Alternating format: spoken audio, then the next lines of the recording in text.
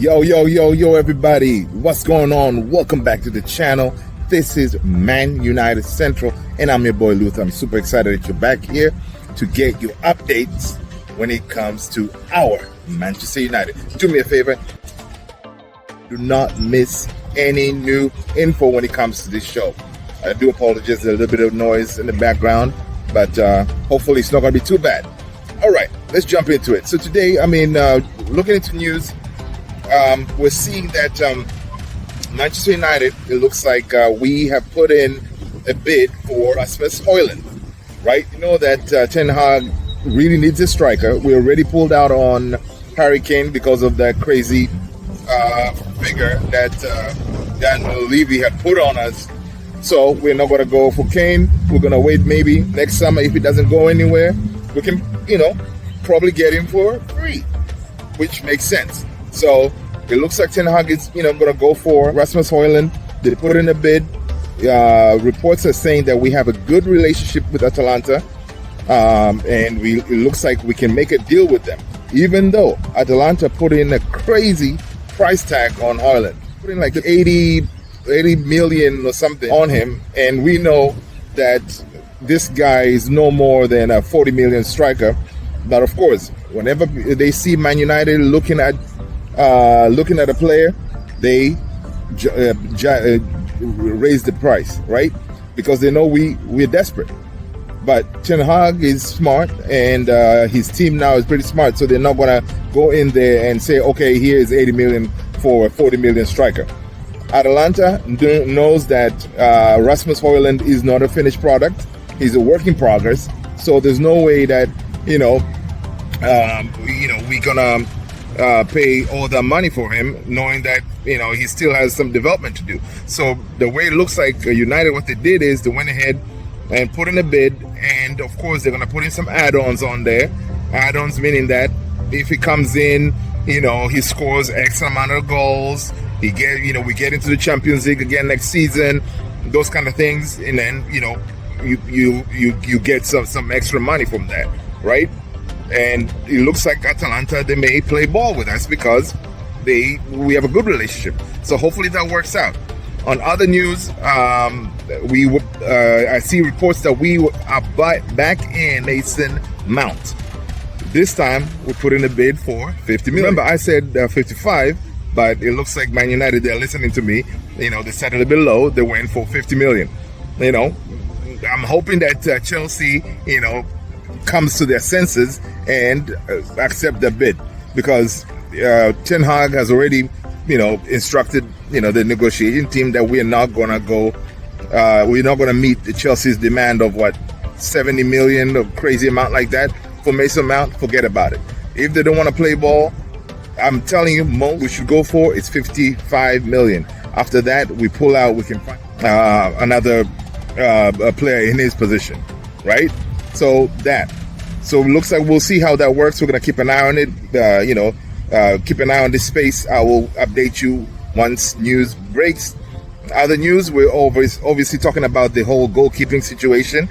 We know that we have been, De Gea may be leaving, so we may definitely go for a goalie.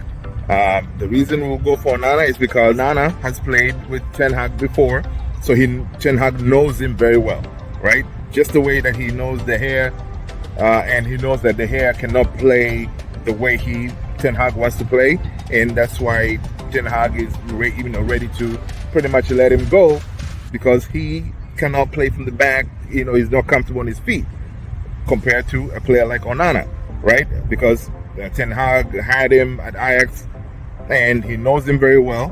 Now, there was a little bit of beef between those two, but it looks like they were able to find some kind of common ground, and it looks like we may put in a bid for Onana. His cost is not bad. It's 40 million.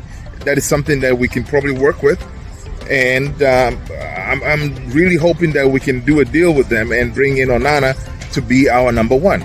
If it's not him, of course, there's David Raya, and then Costa. Of course, those two gotta cost a little bit more, right? Another news, I'm seeing that on the striker front, we may be in for Gonçalo Ramos, the Portuguese kid. I'm sure some of you guys have seen. Remember, in the World Cup, he came in for, I believe it was for Ronaldo, and he scored a couple of goals. So he has been lighting up the Portuguese league. But the thing is, with him, you're looking at definitely is going to be in the upwards of 80 million.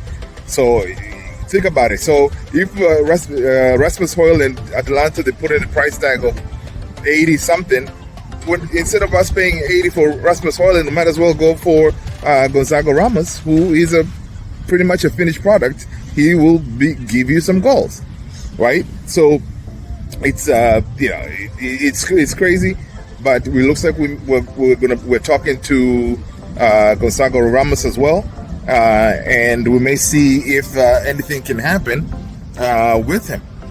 Now, Gonçalo Ramos has had the same agent as what Ronaldo had, Jorge Mendes, and he's a shrewd agent, and he may give us a deal because he worked with us when we wanted Ronaldo back. So who knows? Now, if Ramos comes, I'll be happy. But again, it's tough. Another striker we've been linked with is Watkins, right? Ollie Watkins. He's decent. He's decent. If he is to come, definitely he's going to score some goals. From Aston Villa, that is, Ollie Watkins. I think last season he scored about 16 goals, if I'm not mistaken. So, yeah, if we can get him, that's good, because that's something. We definitely need a striker. And his fitness record is pretty good. His, he doesn't get hurt a lot. And in the proper team, he will score us some goals, right? So, yeah. So that's pretty much what I have on the striker front. And on the transfers, again, it looks like we have missed the boat on Kim Min-jae. It looks like he definitely made to Bayern. I'm not surprised there, because whenever it comes to us competing with these big teams, when they want a player, we usually lose because we're not that good. But again, it's not really our fault, because we don't know what our ownership situation is going to be, right? That brings us back. The takeover is still, the saga is still ongoing. No new news on that front. Maybe next week we may get something.